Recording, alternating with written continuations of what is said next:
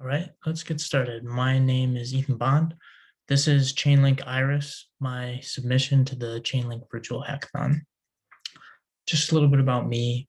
I'm a software engineer. I recently graduated college at the Colorado School of Mines, and I'm really interested in all things blockchain.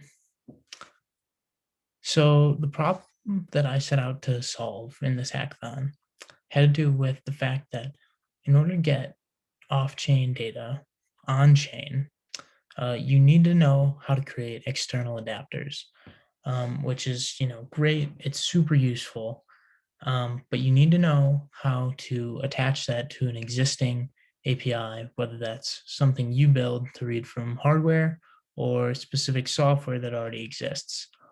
And it's really difficult for someone who's non-technical to be able to do this if they have, messy off-chain data, stuff that's going on in real life. And the example I like to go over is, betting or just any type of data from, say, a small sporting event. So a local football game. ESPN is not going to have that data in real time. How could someone get that onto the blockchain in a trusted manner? So that's the problem I set out to solve. And the solution I came up with, I call Chainlink Iris. So basically, it allows anyone with a camera to upload video and use computer vision to get this data. So in the example here, you have a hockey event. This is a local rink, and you have the scoreboard that has the score. This hockey game would be registered on Chainlink Iris, and anyone at the game would be able to stream with their cell phones or webcams to Chainlink Iris via a web page.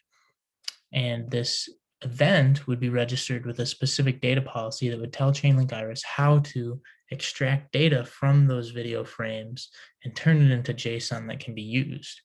And that's exactly what Chainlink Iris does, is it uses that data policy to get that data and then make it available on its own endpoints that are designed to be used with Oracle's external adapters and then put on chain right here. So you see you have the home and away score here, and you have it, nicely formatted as JSON. So I'm going to do a quick demo of this. And if I move out here, so this is Chainlink Iris. This is a dashboard. These are all the events that are currently registered, and we're going to create a new event. So I'll call this demo, and just call it demo, and then registration. I'll have it go on for a day. So it has a start date and an end date. And this is the key thing to see here. So data policies. These you register with an event, and this tells Chainlink Iris all the footage that is uploaded for this specific event, how to analyze those frames, and what data to make available on the endpoint. So in our hockey example, we would do the scoreboard policy, and this would say, look for two parallel numbers, and make them available as the score. And we have a couple others here, a custom one, so someone could create a custom data policy. For this tutorial or demonstration, I'm going to do text. So it's just going to read all text that's in the frame. So I'm going to save that, and it should show up here. Demo, yes. So now we have this one. So let's get started by streaming. I'll put that in a new page.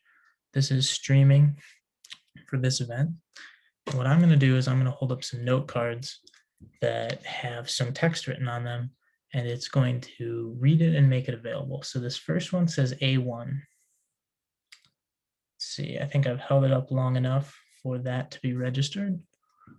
So now we can go here, and this feed is going to take us to the API route that GET requests can be made by Chainlink Oracle by an external adapter. So we go here.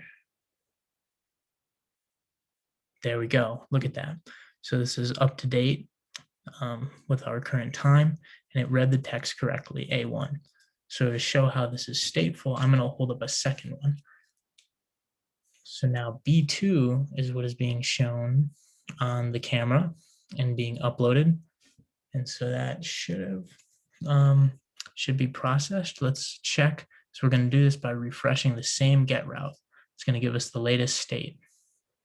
So when I refresh that, There we go. So, okay, it got it wrong a little bit. It says BZ. Um, it didn't get two correctly, but it's got the data available here. And we have time auth. You can look at my README on my Git repo if you want to learn about that. And confirmations, every device that is uploading data is fingerprinted. I am the only one streaming right now, so I only have one confirmation that this is the current state. So that's about all for this demo. I don't quite have the external adapter ready or live because this is running localhost, but that's coming soon. And I'll go back to the slides. So let's see, present. So really, what is a value proposition? I've listed some use cases here. They're all over, but really what it's about is taking, off-chain data and trustlessly putting that into turning that into on-chain data without bottlenecking that of where it's going to come from or how it's supposed to look. And the only real bottleneck is those data policies that I plan on growing in the future with this project. And I do plan on continuing. You can take a look at this. The main things that are left for this project are to get the external adapter up and to add more data policies and then making those more accurate, better computer vision algorithms. So with that, thank you, Chainlink and all other sponsors of this hackathon. I had a blast working on this project. Any questions, feel free to contact me at my Discord information here, and thank you very much.